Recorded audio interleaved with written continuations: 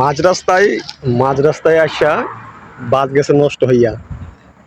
তো ড্রাইভার ভাই বলতেছে তো বাস তো নষ্ট হয়ে গেছে, প্রায় অনেকক্ষণ যাবত দেরি হবে, প্রায় 1 ঘন্টা যাবত এখানে দাঁড়িয়ে আছি এই যে রাস্তার মধ্যে হাইওয়েতে।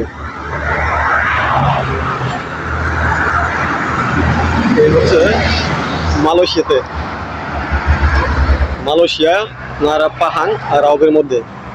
তো রাওবের কিছু কাছাকাছি এসেই আপনার বাসটা গেছে নষ্ট হয়ে।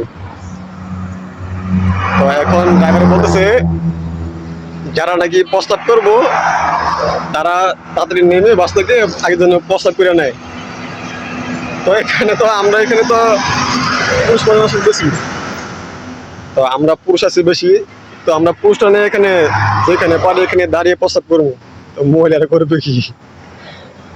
তো কিছু করার নাই, এখন সবাই সহ্য করে আছে। তো ছেলেরা যা আছে সবাই সবাই গিয়ে যা যাদের কাজ সারছে, এখন মহিলারা দাঁড়িয়ে আছে, এখন তারা প্রস্তাব করার পর্যন্ত জায়গা বাজাচ্ছে না।